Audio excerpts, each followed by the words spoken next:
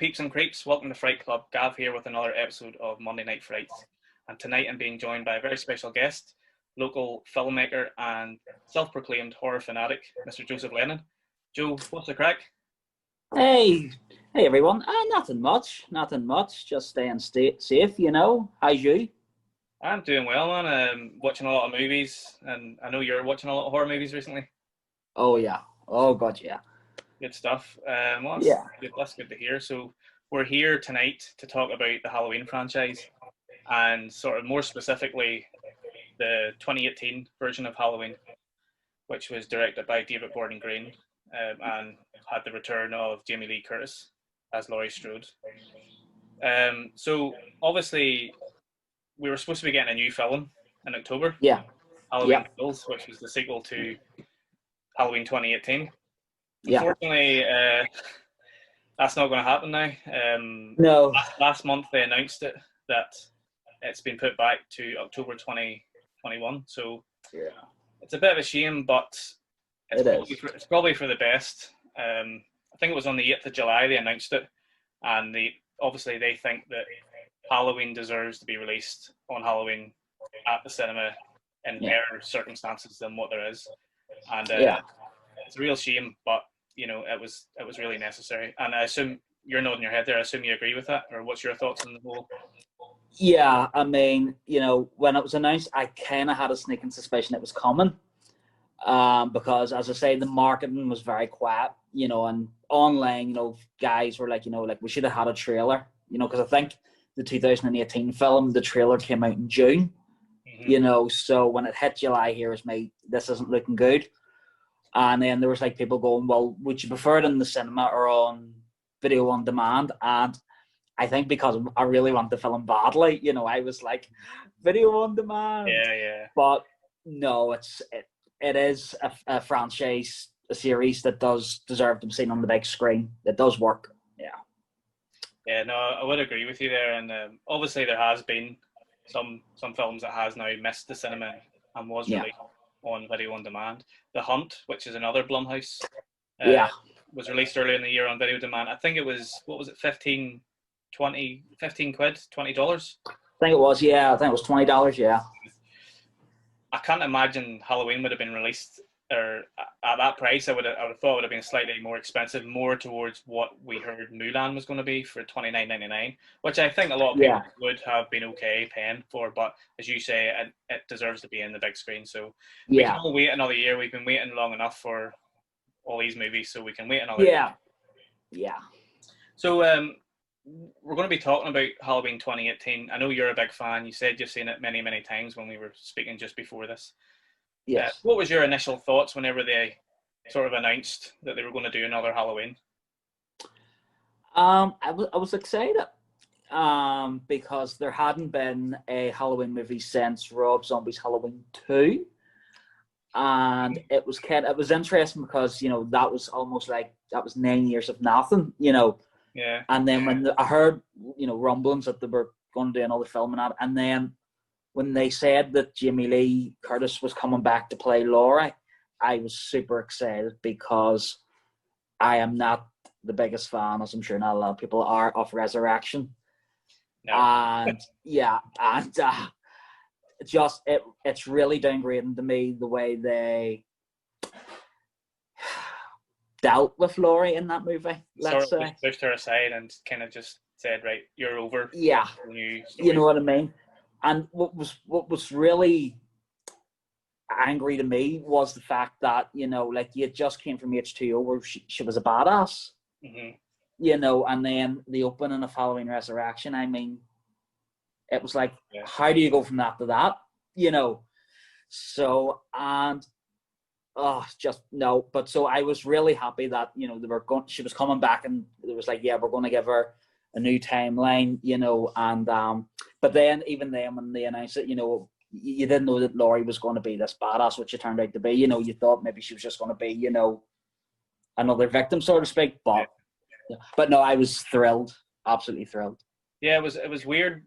I was happy too because, you know, as you said, it's been a long time since we've had a Halloween film, and it's been even longer since we've had the Laurie Strode character. So whenever Jamie Lee Curtis got back on board, I was super excited. Yeah. And we'll talk about the movie a little bit in more detail later, because we can't really talk about the 2018 movie without first talking about the original movie, which, let's be honest, it's probably one of the greatest horror films of all time. Certainly one of the most iconic and one of the most influential. It wasn't the first slasher movie, obviously, but it was certainly one of the first slasher movies that kind of kicked off that genre. And there were so many imitators afterwards. Sean Cunningham, who was the director of Friday the 13th, said that he made that movie specifically because he had seen what Halloween had done, and he wanted to make something to replicate that. And sure, Friday the 13th has God knows how many movies, and so many movies then came after that and tried to replicate that. So it was that really kicked off the slasher genre, and it is definitely one of the most iconic films in the horror genre, and it's definitely up there actually in being one of the most iconic films of all time. And I think that's because of certain aspects. So we're going to talk about it a little bit today. We'll talk about the sequels as well, but we'll talk more about the original film. And it was written and directed by, of course, John Carpenter, legend. Up until this point, he had only done 2 feature films. I think it was Dark Star and Assault on Precinct 13. Yeah. So he was still relatively new to the industry at this point, but he was given this project. He was sort of kind of hired off this idea that they wanted to do something like this, and he and of course Deborah Hill wrote the script together, and he went on to direct the film. Yes. But as you know, and as I know, most horror films know the story that Halloween was a very different film whenever it was first conceived, I suppose. It wasn't even called Halloween. And I think originally it wasn't originally set on Halloween. They changed that early on, and they made it more about the holiday, and then obviously they changed the title later on. But what does that film mean for you in terms of how it affected you and how you kind of see horror films? Well, it was actually one of the first horror films that I had ever seen. I think it was actually the second. And I remember that, up until that point, the first one I'd seen was The Shining, and then when it came to Halloween, and everybody was like, you'll not sleep, boom. And that just made me want to watch it all the more. And then when I seen it, I was just blown away at just how simple the film is. Mm-hmm. It's just literally a guy breaks out of an insane asylum. He'd murdered his sister when he was 6, breaks out on Halloween night, and just goes on a rampage, and if someone's never seen it, and you tell them that, and it's kind of like, really, is that it? It sounds very B-movies, Yeah. But the fact that, just in Carpenter's style, with the POV and stuff, and like obviously, Black Christmas kind of dabbled in that, mm-hmm. But, it was just, it makes you more involved with Michael Myers when it's POV, because you are basically him, we are him, and it just creates just a thing of just utter suspense. It's just like, when is this going to happen? Mm-hmm. For example, the scene with Nancy Loomis plays Anna, when she goes to get into the car and then she forgets the keys, she has to go back, and to some people they're kind of like, oh, come on, this is, but what's coming. You just know instinctively, it's, where is he? And you kind of guess he's in the car, But even then, when she gets into the car, like there's a bit even before he attacks her, and it's just done perfectly. Yeah. No, where nowadays, it would just be boom. Yeah. It would be a jump scare, but I just love the build up to it. Yeah, it definitely does. That's one thing that I think Halloween achieves amazingly, is the tension and the build up and the sort of slow plotting build up to that strike, I suppose. And I think looking back now, for someone that hasn't watched a lot of horror movies or hasn't watched Halloween, they'd probably look at Halloween and go, oh, this is just what Scream did, or so many movies now and in the 90s and even in the 80s, the decade after it was released, just copied it in terms of how the build up was. Mm-hmm. And they did a lot of the sort of typical horror tropes where, as you said, she goes into the car and she's waiting and something's there, and then she gets out and she comes back, and it's that sort of slow build up till the strike. And Halloween does it probably better than any film. I think there's probably other films out there that do it very similarly. But we were talking about the POV of Michael Myers. That's a very, very important thing about this film, because it's one of the characteristics of the film that did separate it from other films. I mean, I know there's been POV films before. You can go right back to sort of Psycho. You can go back to Peeping Tom, which was released a few months before Psycho. I mean, there's two classic films about serial killers, all about voyeurism. There's POV in that as well. So they were obviously taken from that too, but they sort of kind of created their own genre. And obviously it's about, babysitters, and the original script was called The Babysitter Murders before they changed the title to Halloween. So I love that story of how that script developed, and then they eventually changed it. And like, if they didn't change that title to Halloween, it's very unlikely that we'd be talking about it now, because I think it would have probably just been swept under the rug. Another random horror movie that is quite good, and it definitely wouldn't have spawned the sequels, I don't think, anyway. No. I'm glad they did change that. I'm glad they changed it to Halloween. Yeah, The Babysitter Murders just doesn't have that same kind of ring to it. It doesn't. No, it doesn't really. It does. It sounds like a young adult novel, like a point horror type novel. But yeah, it wouldn't have had. They certainly wouldn't have spawned the sequels and the franchise and everything else that then came after it. No, probably not. But yeah, so obviously directed by John Carpenter, who's an absolute legend in my eyes, and I'm sure your eyes as well. God. Definitely, he's a god to me up there anyway. And of course produced by Deborah Hill. He's no longer with us, but the film, one of the greatest things about this film is the cinematography. And I know I think you're a fan of Dean Cundey as well. Oh, of course, yeah. I mean, anybody who is a fan of Carpenter has to be a fan of Dean Cundey, because he's worked with him on pretty much nearly all of his movies, especially from that period, that golden era of Carpenter. What an amazing cinematographer he is, and he really sets the standard for horror films with this film, because he does a lot of tracking shots in it, and the shots where he's going around the house and he's falling right down the street, and so many great shots. I mean, what's your sort of favorite scene from the film, or your favorite shot or something? That's a tough one. One of my all-time favorites, and I know people say, it's the one to run to, so to speak, but it has to be when Laurie sees the body of PJ Souls on the bed. Okay, right. Okay. And she goes back, and then she sees Nancy Loomis's body and stuff, and then she backs into the corner, and then slowly but surely the mask emerges from the dark. Oh, beautiful. Yeah. Amazing. That's amazing, yeah. Yeah. Shot, yeah. It's a great shot, yeah. It's a lovely scene. I always love the scene where you see Michael in the background and he slowly rises up. Yes. That's just classic. Like, that's classic Michael Myers, just slowly rising up from what she thinks he's dead, or he's out of it. But she's in the foreground and he's in the background. What a great shot that is. But I mean, the whole film is... Sorry, go ahead, Joe. I'll tell you one other shot that I absolutely love, and nothing happens in it, and people kind of go, really? Is when Tommy first sees him in the distance across the street. Oh, yeah. It's just the silhouette, and like, I think what's scary is just everything's going on normal, and there's just this guy standing there, and we know who it is, but everything else is just going on as normal, and only Tommy sees him. And that is to me, it's very European. It's just very kind of like, whoa. Yeah.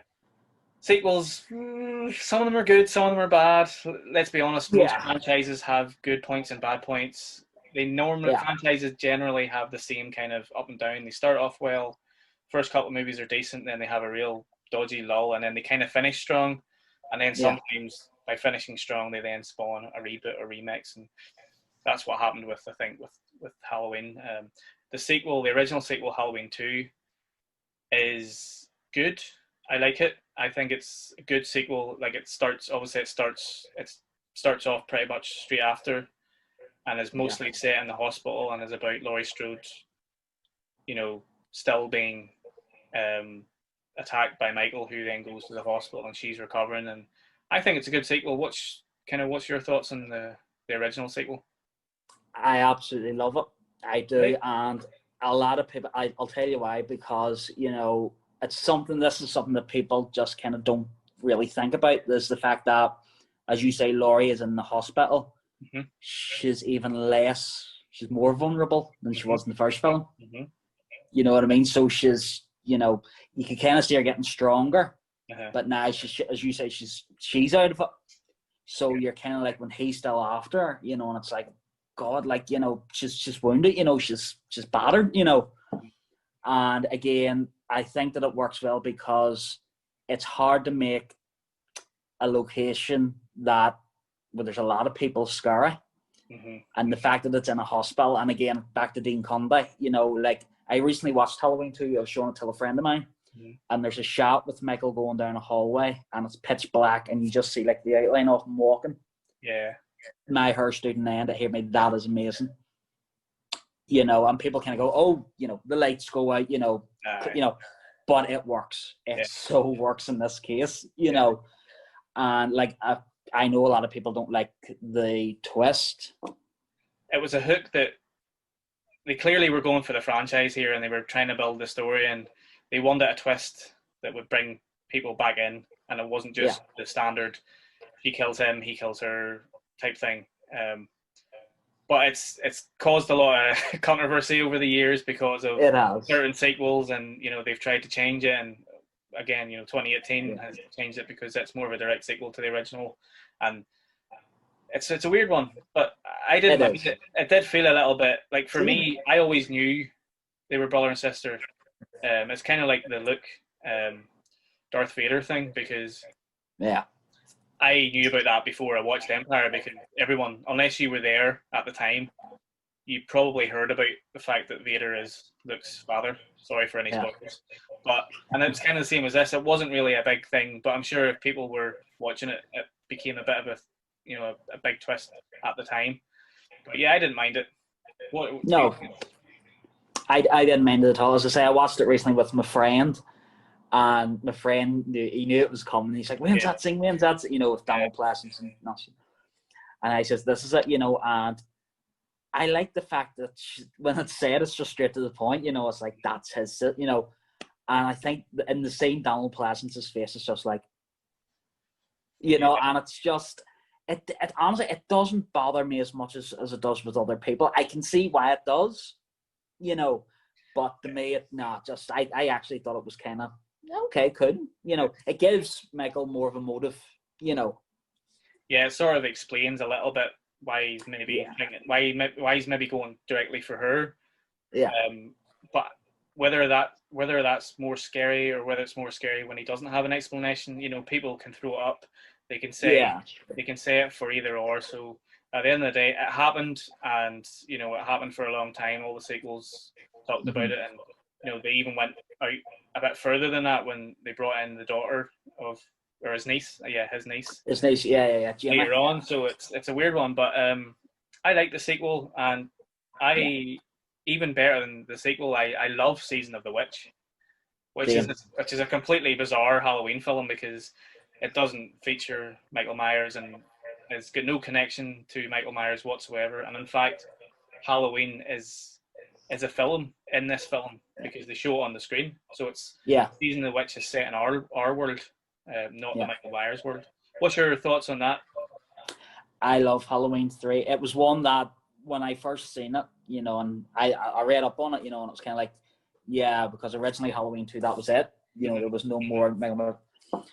And I watched it, and I thought it was the coolest little movie ever, and I do get that it gets bashed because obviously it's in league with Halloween.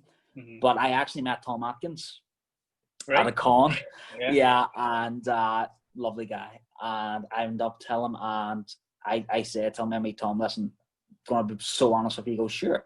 I mean, I love Halloween 3. And the smile on his face was amazing. Yeah, that's it. Really, he was really. He go, yeah.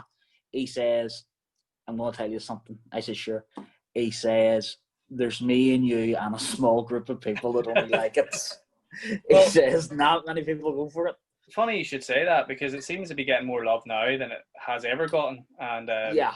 I don't know, online I'm seeing a lot of love from the horror community, who have sort of, I guess, re-embraced it for what it is. And obviously lots of people loved it anyway, but it's getting that audience again, and I'm liking that, because we actually watched it as one of our Fright Club watch parties on our Twitter a couple of weeks ago, and like I've seen it a few times, but I really enjoyed it watching it recently again, and I started to see a few other things that I didn't see, before, and I just love it. I think it's great, and Carpenter was involved with it. He produced it, I think, and Deborah Hill was involved with it. Yeah. And it's a beautiful film. I mean, Dean Cundey, I think he was still working on it. So, and there's a couple of great shots, where when the car first comes into the small town, there's a lovely shot. And when the kids are walking over that at night, that's a very famous shot where you see the witch's hat, and beautiful film, and it is. Doesn't get a lot of love, but I'm liking the fact that a lot of people are now re-embracing it. So it's great. It is. Cool. Yeah. So we've got a couple of sequels here now. Before we kind of get into the end of the franchise, it's they're not the best. I'm not a big fan of these next few movies. So there's 4 and 5, which work well as a double, because they're both about the niece. Yeah, who's played by Danielle Harris, who obviously was a child actress when she first started in this, and has now went on to become a bit of an icon in the Halloween franchise. She appeared in the remake as well, the Rob Zombie remake. So, part 4. So part 4 is about Michael, who goes after his niece. Yeah. And part 5 is set a year after that. So they work well as a double bill. What's your thoughts on that kind of 4 and 5, kind of what they did with the niece? I think when it comes to these further sequels, I think that it's strange, because obviously people do come to see Michael Myers and the kills, but I think primarily that when you get to 4, 5, and even 6, people were just coming to see people being murdered. They really didn't really care about the story. That's a good point, yeah. And the fact that, because you talk to anybody about even 4 and 5, it's like, the guy that got, like the garden shear thing, and so, but they never mention, they talk a little bit about Jamie, because they like Jamie as a character, but in terms of story, it's nothing, and the fact that, and I do like, because I love Donald Pleasance as Dr. Loomis, I think he's great. He was like the glue, so he was the other thing that kept all of this together, continuing on. I do like 4. I do think 4 is a well-made film. It does have its flaws, don't get me wrong. The mask isn't the best. You can kind of see it starting to go downhill. 5 is just weird for me. It's really weird. I mean, like that mask in 5 is just like WTF. It's probably the worst mask in the franchise. Yeah, and then like the long hair and stuff. And then, recently, I'll just quickly mention it. Did you see the thing that they were saying about there was like footage missing from 5 that they've rediscovered? Did you see this? I heard about it. I haven't seen any footage yet. They haven't released it. They were kind of going to do like a director's cut thing, but there was like a scene where like Michael basically massacres an entire SWAT team. Right. Okay. And I was like, see, I want to see that because that's cool. I definitely want to see it for sure. But and then and like there was some other like little bits and bobs. Like there was an original opening till 5 where instead of like the hermit, like that nurses Michael back, there was like this character called Dr. Death.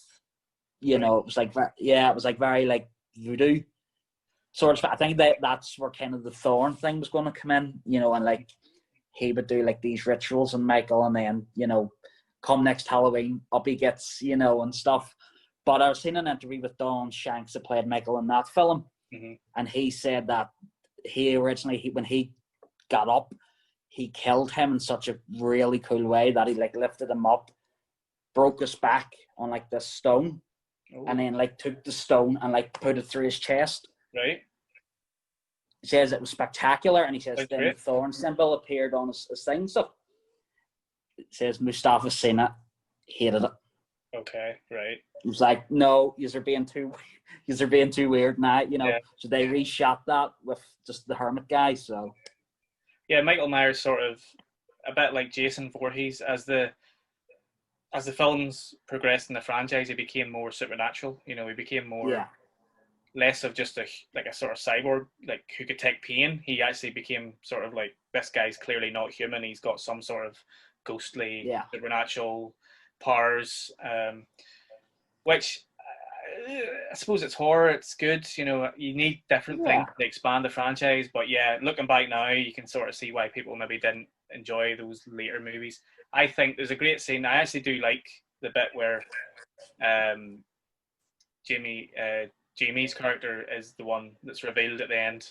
She's the one that's wearing the mask, isn't she? And that really spooked me, because when I first watched it, I remember one Halloween when I was pretty young. I was a teenager, maybe just around the early 20s or whatever. I was watching all of them, and I hadn't seen past maybe 3, and I was watching 4 and 5 and 6, and I pretty much watched them all in one night. But that scene where she was revealed, like, that really did spook me. Like, so there is good things with these sequels, but they're not the best, but they do have good scenes, and they definitely have sort of merit. I do feel like the less we talk about part 6, the better, because I'm not a big fan of 6 either. So we'll maybe just skip that one and go straight on to the zombies. We'll talk about H2O first. H2O was the first one that I saw in the cinema. Nice. I suppose it was 20 years ago now, wasn't it? 98. Yeah. So what was I? I was 15. So it was the first one I saw in the cinema. So I had a real connection with that for many years. And Jamie Lee, of course, came back, and 20 years since the original movie, and I think it's one of the better sequels. It's probably up there with. I think it's maybe the third best sequel. What do you think? Yeah, I would agree. I actually went to the screening of H2O about 2 years ago in the Strand Cinema. Cool. And I brought my friend. And when it ended, my friend was like, that's tame. You know, and I was like, but that's the point. It was going back to very Carpenter-esque style. We've hardly seen in it, you know. And there's a scene, and I just love this because I'm a big movie guy, and I look for like the little references and shit. Janet Leigh, bless her. Oh, yes. Yeah, it was, you know, and I always love that. Here's me, you know, mother and daughter, yeah. But the scene when they kind of replicate it with Laurie and her, it was like echoing Laurie, Sheriff Brackett, you know, and she says, you know, everyone's entitled to one good scare. Mm-hmm.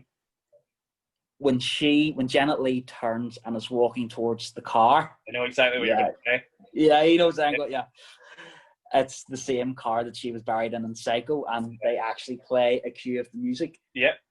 And I sit there and the Bernard Herrmann score. Yeah, and I go get it. I do.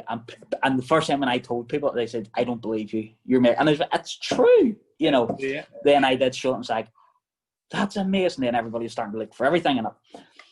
But no, H2O is a really well-made film. They were smart in dropping the Thorn thing because that was just going to go nowhere. Yeah. I think they had kind of got lost themselves. You know, it's like, where do we go from this? You know.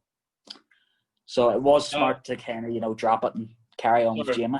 Kind of go back to basics. Keep it about Jamie, Laurie Strode. She's obviously got a son in it. Set on the campus type. Most of it's set on the school campus. It came out at a time where it was after Scream. Was around that time where there was a lot of kind of teen slashers doing really well in the cinema, so it made sense to keep it kind of that sort of same sort of vibe. You know, what did have that sort of teen slasher vibe from the 90s that was very popular at the time. So I enjoyed it, and I still enjoy it today when I rewatch it. That's great. It's a good film. Yeah. So Resurrection. This is the one that Busta Rhymes is in, and it's set in the house with all the cameras. It's very reality TV driven. I don't like it. Like, No. there's some good bits in it, but it's not very good. There's Nah. Well, I can tell by the way you're reacting. You're not a big fan of it either, Joe. No, it's like the first time, as I said, after I had seen H2O, which I loved, and then going to this was just like, what? I mean, literally just like, what? Mm-hmm. And I people laugh. I actually call it the Big Brother of Halloween movies. Yeah. And the thing that really just puzzles me, I don't know whether maybe it was a studio thing or what, but the fact that Rick Rosenthal, who directed Halloween 2, directed this. Mm-hmm. And that really scratches my head, because Rick's a great director in his own right, and it's, again, it's kind of like, how do you go from this to this? Yeah, I mean, I know Carpenter was still about in Halloween 2, and it's a strange one. It is. There's a big difference in how it's set up, and it just goes to show that it's not all about direction. You have to have a good script. You have to have a good idea. You have to have, everything has to gel together to really make something work. And the script is probably the most important thing in a film, really. So absolutely. Clearly, the script wasn't really there. I suppose it was a fun idea at the time, because I think reality TV was really starting to kick off at that time. And they clearly thought, right, well, let's integrate it into this kind of horror film idea, but it just doesn't work. There's too many times where you're just thinking, this would not happen. And I don't like to normally think like that when I'm watching horror movies, because you shouldn't really be thinking like that when you're watching horror. You should just enjoy it. But there's something wrong with the movie whenever I'm saying that. So there was clearly something wrong with this movie. I think it's still a fun watch if you kind of just want to watch it and not think too much about it. But there's even a big difference between Resurrection and H2O in terms of how they set everything up, and obviously the writing as well.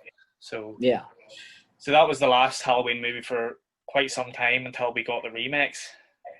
Yes. I'm thinking actually now that it might be a good idea to just do a separate video on the Rob Zombie remakes, because are you okay with talking about that? That's fine. Yeah. We'll do a part 2 to this one where we just talk about the Rob Zombie remakes, the remake sequel to that original remake, because we'll probably end up getting in the weeds and we could be here for an hour talking about Rob Zombie stuff. We'll maybe do a whole episode on Rob Zombie and his other films, obviously. So, we could do that. We'll talk about Halloween 2018, the return of Laurie Strode, and this was produced by Blumhouse, Jason Blum, who Blumhouse, what have they done? Paranormal Activity.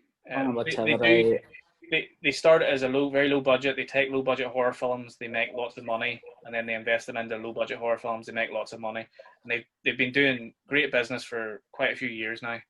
And recently, they've really been doing good business. And obviously, they attained the rights to Halloween, and this has been in development for quite a while. I think in 2011. There was talk of doing another Halloween movie, and then the rights were lost, and then that's when, a few years after that, Blumhouse came in and took the rights, and they've really sort of been trying to develop it for a few years. The original idea for this was going back to basics. It was going to be a direct sequel to the original film from 1978, and I think it was originally pitched as just 2 films, filmed back to back, so which is basically what we're going to get with Halloween Kills as well, because the Halloween Kills is set directly after the events of Halloween 2018. Yes. You were saying that you were excited whenever they first announced it, and obviously you love this film. It's a great film. It's set 40 years after the original. Laurie Strode is a very different person. In the original film, she was just a babysitter, very sort of shy and quite a quiet girl. In this one, she's a badass. She is a badass. Yeah. She's seen everything at this point, because Michael Myers still lives in her head. And she's had 2 failed marriages. She's had a child that's grown up now and had kids of her own. And she doesn't have a good relationship with her daughter. because of what she's put her through over the years. And basically, since the original film, the idea is that Laurie has lived this paranoid sort of life where she's always been looking over her shoulder. She's turned her house into like this armory of weapons, and she tried to teach her kid to be prepared. And they sort of say that word, be prepared, quite a lot through this movie, because she has been prepared for Michael to return, and she is right, because he does return. Yeah. Starts off with two sort of journalists who are doing a podcast. They're true crime journalists, and they want to do a podcast on Michael Myers. So they visit him in his psychiatric hospital. Yeah. And what did you think of the sort of the first shot of kind of where you see him? And obviously he's not wearing his mask because he's an older man. And what did you think of that? And you do see the mask because the male journalist has gotten it off the police, and it's shows it to him, doesn't he? Shows it to him. So yeah, that just that just kicks it off, really. What a great start. I think that's a fantastic start. Yeah, I mean, it was just right off the bat, you know, it was great that, you know, you kind of got a little bit of exposition, you know, as soon as Michael's new doctor came out, you know, you got a lot of exposition. You know, Dr. Loomis was no longer with us, which made sense, because if you recast Dr. Loomis, it was like, what I say, 190 by now, you know. Yeah. So, you know, and when I sat there and watched it, I was like, oh, there's no Dr. Loomis, you know. But there is a wee ode to, you hear his voice later on, don't you? There is. That made up for that. I was happy. You know, my friend was like, there you go, Joe, you're happy. But, you know, that first shot, you know, where he's just there, you know, in the middle of just this big yard, you know, with other patients, but it's just him on his own. And here's me. That's genius. Yeah. You know, this is him. And I love the fact, even as something as simple with the lines, you know, you go to the line and that's it. Yeah. He's like, yeah. You know, because he looks around, tell the doctor, and he's like, don't go anywhere. And to some people, that's nothing. But if you think about it, it's like, you cannot go near this guy, because, you know, just, and I love just that subtlety about it. You know, it's just like, this guy's an animal, you know. And then when the guy starts talking to him, you know, and he says, I've got something, and instantly you go, oh, it's the mask. Yeah. And he brings the mask out, you know. And I love the fact that the patients around him, it's a strange one you were saying about supernatural, because when the other patients start to kind of get really excited, you know, and very over the top, but Michael just stands there. You know, it's like a thing that's radiating out, you know, and it gets louder and louder and louder. And I think it's a fantastic opening to the film, because it's setting the tone, it's setting up what's going to come. Yeah, no, you know, so I love that it just, as you said, just kicks off. It doesn't mess around. It shows you Michael. Obviously, you don't see him. You see a little bit of the side of he literally just glances around. He's still a giant. He's still a big dude. But he's older, clearly. But the reaction of the other patients, that is a really cool way to end that scene. And then it just smash cuts into the titles, and you get that music, and you get the original, very similar original title to the original titles of the Halloween. And, you know, you got goosebumps. Like, I watched it yesterday for the first time since I watched it a couple of years ago originally. And I was getting goosebumps just from the titles. And it's just that music, man. There's something about that music that just gets my blood going. And there's something about just that font of the Halloween, and just the way that you see the jack-o'-lantern, and it's just a great, it's a great fucking start to a movie, and I loved it. And there's a great line from the guy, one of the male journalists, and I think this line really sets up the whole premise of the movie. And he says, "Could it be that one monster has created another?" And he's talking about the fact that it's been 40 years since Michael has attacked Haddonfield and Laurie Strode, and they obviously have done their research. They know that Laurie is where she is right now and where she's at in her personal life, and they're playing with the idea that she is now a monster, because she has she's cut the world off from her, and what has she become? And that's really what they want to get to as well.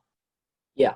And obviously they go and they speak to her, and the first time you see her, it's just like, oh, brilliant. but having none of it. And then a lot of the film at the start sort of plays around with the fact that what has Laurie been doing since we first saw her 40 years ago, and you know, the family aspect and what's been happening. You see parts of her house, you know, she's obviously got a gun range and she's got the cameras and the lights and everything, and play around with that fact. But one of the things I did enjoy with this movie is it's the director and the writers are clearly fans of the original movie. Yeah. Which is why they wanted to make it. You know, I'm sure this is a film that they've kind of been thinking about for years, and they thought, right, if I made a sequel to the original Halloween, how would I do it? And this feels like this is something that they've sort of been thinking about almost their whole lives. And I love all the little nods to the original movie.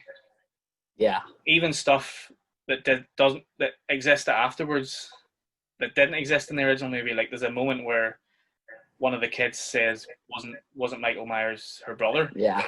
And I just think it's the last line, and obviously the granddaughter. What's the granddaughter's name? I can't remember her name.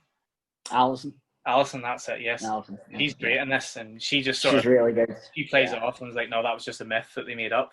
I mean, that's a good fucking line. And there's quite a few Easter eggs in it. There's actually a part where obviously it's Halloween, so there's trick or treating, and there's a part where you see a couple of kids run by and they're wearing the masks from Season of the Witch as well. Yeah, I just think there's so much sort of little nods to the original movie, and even some of the other sequels as well, which is, you know, it just shows you how much that these guys really love that franchise. And as we said, you know, the voice of Dr. Loomis, just again on the tape, that just gives me goosebumps. Yeah. There's also a moment when Laurie Strode says, when she first sees him, she said, "I seen him, the shape," and she calls him the shape. And that gave me goosebumps as well, because clearly, you know, in the original he was called the shape, and Nick Castle came back for this one as well. He did some scenes. He done again. I met Nick, and we were prodding him. You know, tell us. You know, and he couldn't say him, but he is when Laurie first sees him in the window of the house. Yeah, that's Nick. Right. That's Nick. Is that not the scene where when she then goes to dinner and she starts drinking and she says, "I've seen the shape"? No, it's the scene when, do you know when Michael kills the babysitter in the sheet? Sorry, yes. Yeah. The high window. Yes. And gives you that look. She shoots him, but it's a mirror, but it's a reflection. Yeah, yes. I know where. Yeah, that's Nick. Yeah. Cool. So good to have the OG shape back. Like it is. It is. But yeah, I love all the sort of this kind of flashbacks to the original movie, and I love how as well they do try to sort of replicate some of the look from the original film. There's a lovely tracking shot later on when Michael's in the house, where one of the there's a character who looks out the window and she closes the blind, and he just comes like walking up slowly behind her. Yeah. Kitchen, and he just smashes her head in, and then there's a lovely tracking shot where he then leaves the house and goes out the front, and that's whenever the door opens and you see all the trick or treating stuff that's happening. Yeah. The only one thing I didn't quite like, and I was thinking about it actually today, and the other doctor, and again his name's, it begins with an S, but I can't remember. Sartain, that's it. Dr. Sartain, yeah. He's good. They've clearly tried to have some sort of Loomis type character there.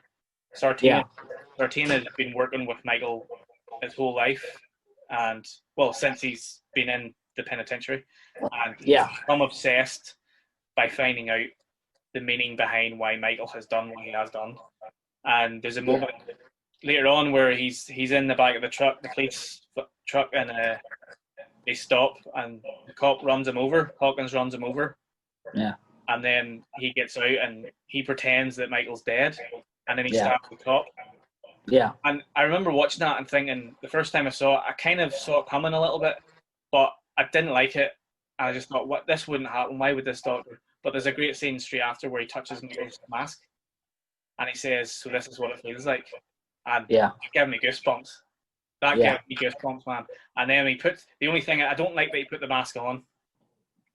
That scene that you just said about Dr. Sartain, you know, killing Sheriff Hawkins and stuff, you know, it was a big WTF for everybody, you know, and there was a part of me, you know, it was like, no, don't become Michael, you know, but obviously, you know, but it's just when you're in the moment, you know, but I didn't like it at first. I thought it was a bit, you know, it kind of went off, you know, from what we were going on. But then since I've watched it, you know, ever since, all the many times, it's something that I have really thought about, and I've chatted to a few people about it now, and it's kind of like, is this an alternative version of Dr. Loomis that if Dr. Loomis had have given up on Michael, would he have said, you know what, I want to just try this and see what it's like? You know, you've given up all hope for this guy, you know, he's more interested in, you know, the actual killing aspects. You know, kind of like, what does it feel like, you know, kind of to try and get an understanding, you know, and just, I still believe that, you know, Dr. Loomis was right, because through all those sequels, you know, Donald Pleasance could have just went, you know what, fuck it, you know, I've tried it, you know, it's not worth but it. I do like that. Yeah, exactly. You know, I'm giving in. But the fact that, you know, that's what I love about Dr. Sartain, is like, he's the darker side of Dr. Loomis. It's like, if he had just given all of this up and just went, you know, what does it feel like, you know, just this thing that's just making you want to do this? You know, this evil, you know, as Dr. Loomis famously quoted, you know. And, you know, as I say, I've chatted about it with a few people, and they're kind of like, you know what, that's actually, you know, an interesting idea, you know, kind of. Yeah. You know, so every time I watch it, I have that in my head, you know, kind of, right, you're the evil Doctor, you know. And I always love that line that Laurie says, oh, you're the new Loomis. Yeah. You know, it's like a little, you know. Probably, and I remember seeing it one of the times in the cinema, and the guy was like, no, you're not Donald. You know, he got really upset, you know. But no, so that has grown on me, you know. It's the first time I didn't like it. But as far as the rest of the movie goes, you know, it's well paced, you know, and it never lets up. As I say, like, that final act's amazing. It's really, really well structured and well made. I would love to see the original ending that they had, and then they tested it and it didn't work. So then they went back and then they done the thing in the basement with the fire and stuff. But no, as I say, and we were chatting about, you know, with Halloween Kills and video on demand and stuff. And I said, no, it's a series that's got to be seen in the cinema. One of the best reactions I've seen, and I absolutely fucking loved this, right, was when Michael killed Dr. Sartain with the boot to the head. Oh, Jesus, yeah. Yeah. Brutal. And it was just like the way he was positioned, and I was like, oh shit. You know, it's got, you know, and then when it just went boom, and that entire room went, fuck, you know, amazing. Sartain sort of just looks up at him, and he just closes his eyes just a second before he does it. And yeah. Oh, man. It is brutal. Like, it is. You know, to be honest, you wouldn't normally see something quite as brutal as that in Halloween, really. But, well, certainly the later sequels, yes, but not the kind of original style that they were going for in here. But yeah, it was definitely a fun kill. It was. I think one of the reasons, just quickly, I'll mention this, is the fact that I was thinking of that when I said, here's me, Jesus, that's a bit much. But when you talk about the original Halloween 2, the fact that it actually had more, you know, grotesque, you know, more, you know, gore in it. And the fact that when you think about it, that was made in 1981, so that was 3 years later. Since then, as we said, you know, you had Friday the 13th, you had all of these other imitators. Yeah. So if John had wrote it like Halloween, audiences would have been like, what? Yeah. You know, like, why is, you know, that's all it is. You know, it's the marketplace for these. So, like, one of the reasons when I watched Halloween 2018 was it was very, like, it was brutal, but, you know, it wasn't, you know, oh, gee, you know, but when it got to that scene, and it made the room kind of go, whoa. But I think, again, it was appealing to the gorehounds. Yeah. You know, it was just like, it was giving them, you know. Yeah, probably needed that one brutal kill that was just like there, because if you do too many of them, then it kind of loses its, you know, importance. It takes you out of it. Yeah, it's just another generic car film. Yeah. Well, we've talked about pretty much all the Halloween films there. We're going to actually do another episode on Rob Zombie's Halloweens, and we'll talk a little about other Rob Zombie movies. But we're hitting up the near the hour mark here, so we're going to have to cut this video. I didn't think we'd speak for that long. That's just how much we do. But I've really enjoyed chatting to you, Joe. Thanks for coming on, man. No, anytime, Gav. Anytime. Anybody that enjoyed this video or is a fan of Halloween, if you want to leave your comments, you can leave your rankings in the comment section below on our Instagram. Hopefully you're already following us on Instagram if you're watching this. Also check us out on Twitter. It's at The Fright Club NI, and check out the website www.thefrightclubni.com. But in the meantime, thanks for watching. Thanks for all the love so far, and we'll check you out next time. Cheers, guys.